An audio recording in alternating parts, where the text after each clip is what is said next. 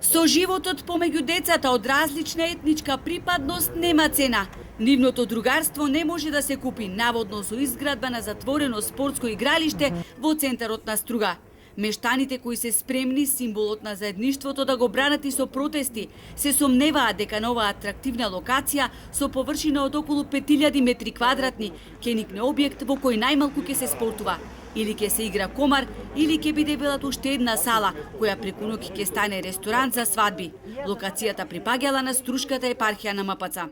Се работи за изградба на, според нас, нелегален објект, според нас, затоа што со изградба на овој објект се узурпират земјиште, црковно земјиште кое што му припаѓаат на народот, и првичен муабет како што слушнавме, црквата би заработувала 12.000 денари заработка кирија месечна од тоа што не можеш да ги задоволиш апетитите ни за резервни гуми за Мерцедес, а не пак и за не знам што друго со тие пари, така да во иднина мислиме дека ова ќе прерасти во нешто друго.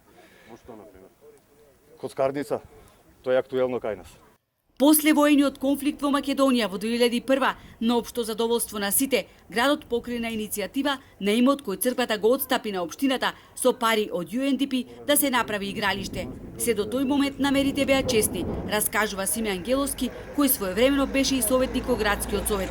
Еден од условите во проектот со кој се аплицирало за странската донација било и местното население да учествува во изградбата на игралиштето. Е црковен имот, меѓутоа црквата воопшто не презеде ништо после ископот на гробиштата да се уреди просторот. Значи, ИОМ и локалната заедница го направија овај чекор.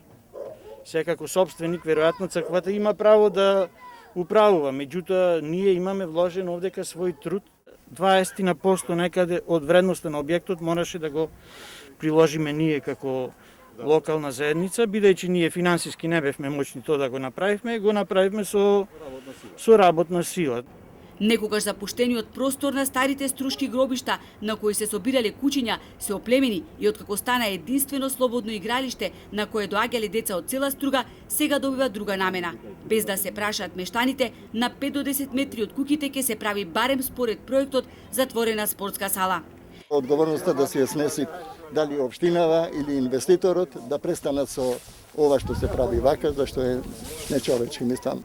И додека мештаните барат одговорност, од општина Струга вела дека Советот на општината го изгласал барањето на црковниот одбор да се гради затворено спортско игралиште на локација која до 2017 била собственост на државата, за потоа да и се врати на МПЦ. Од Струшката епархија велат се е легално. Инвеститорот кој го зел просторот на користење веќе добил и правосилно решение од страна на општината.